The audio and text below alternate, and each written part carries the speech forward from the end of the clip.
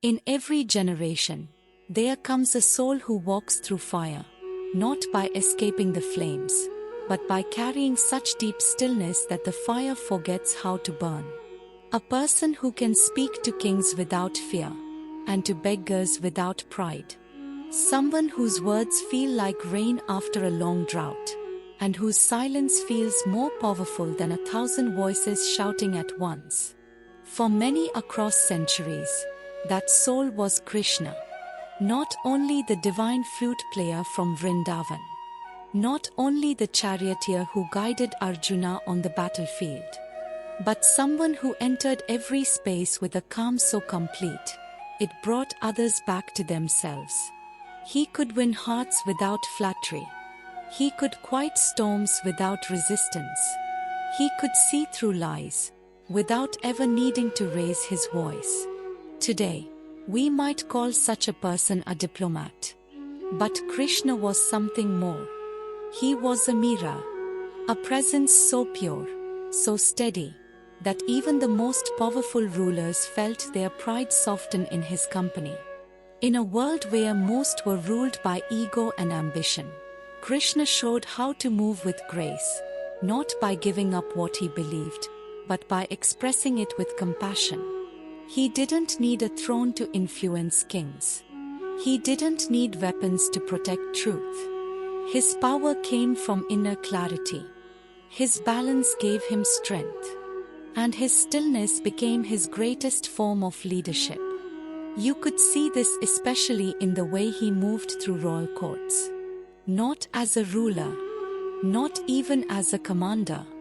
He walked in as a guest, yet somehow, it felt like he held the whole room together. He wasn't the loudest voice. He rarely spoke first. But when he did speak, the room would lean in, not just to hear his words, but to feel the calm behind them. That calm didn't come from clever strategies or social skill. It came from devotion, and from a mind untouched by praise or insult. In the Gita, Krishna describes the person most dear to him. It's not the strongest. It's not the richest. It's the one who remains steady through joy and sorrow, who sees friends and enemies with the same eye, who causes harm to no one, and carries peace wherever they go. That was Krishna himself. And that is how he touched everyone's heart, not through performance, but through presence. Today, when we hear the word diplomacy, we often think of polished words and smooth appearances. But Krishna's diplomacy was something deeper.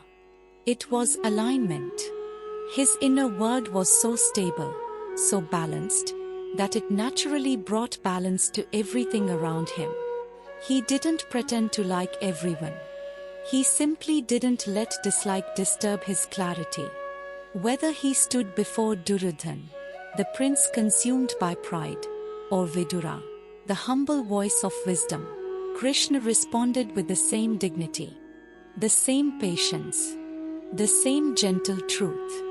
Because he wasn't reacting to how others behaved, he was responding from something higher. He didn't seek approval. He remained focused on what was right. And still, people loved him. Not because he pleased them, but because he made them feel seen, truly seen. Even those who stood against him struggled to hate him. There was something disarming in the way he listened, not to argue, but to understand. He could see through people, but he never used that vision to shame them. He used it to help them return to their own truth. That is what makes divine diplomacy different. It's not about being clever. It's about being kind. In one of the most powerful moments of the Mahabharata, Krishna enters the court of the Kauravas, not as a warrior, but as a messenger of peace. He knows they will reject his offer. He knows war is coming. But still, he goes. Because offering peace, even when it's refused, is a sacred duty. When Duryodhan mocks him, when the court whispers and plots behind his back, Krishna remains steady. He stands with calm. He speaks without anger. He holds the truth like a lamp in a dark room. He doesn't beg. He doesn't threaten. He simply says, "This is your moment. What you choose next will shape everything." He's not trying to win an argument. He's not playing a role. He's simply doing what must be done, with grace, with presence, with unwavering peace. That's how you influence a room, not by controlling it, but by being true within it. That's how you carry your truth, not like a sword, but like a flame that lights the way. Krishna never avoided conflict.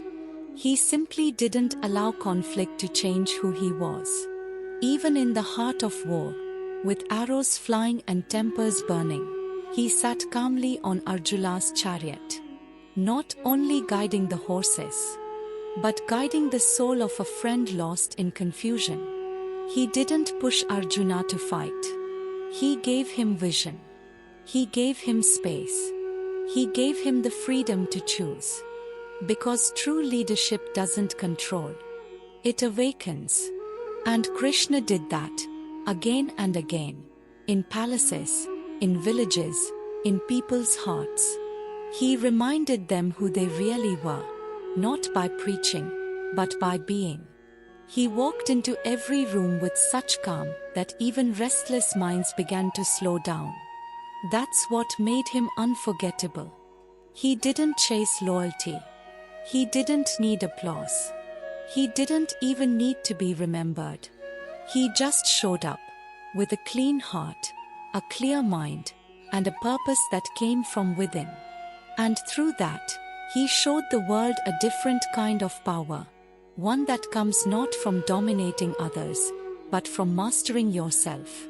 All of us enter courts of our own. Sometimes, it's a family gathering where old wounds return. Sometimes, it's a workplace full of tension. Sometimes, it's our own thoughts, where doubt and pressure sit on the throne.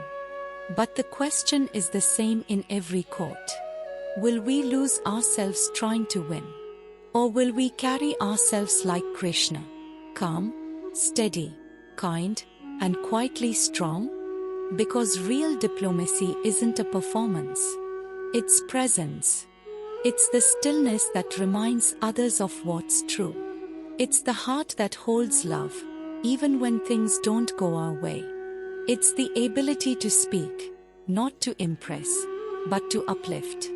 And above all, it's the commitment to walk through every moment, not trying to be better than others, but trying to be better than who we were yesterday. Krishna was equal to praise and blame. He didn't rise too high when people loved him. He didn't fall too low when they turned away. His joy didn't come from applause. His peace wasn't borrowed from the outside. It was grown, slowly, steadily, from within. That's why he was loved. Not because he needed it, but because love naturally follows those who are not chasing it. He lived the words he spoke. The one who is equal to friend and enemy is truly dear to me. And if we can carry even a little of that into our own lives, if we can speak with care, act with honesty, and stay calm in joy and sorrow, then we are not only remembering Krishna, we are walking like him. And in that walk, we build a world with more light, more patience, and more truth. Not through power, not through argument, not through strategy, but simply by showing up with an open heart and a steady mind. That is divine diplomacy. That is how you win hearts. Not by control, by character. And maybe that's all the world ever needed.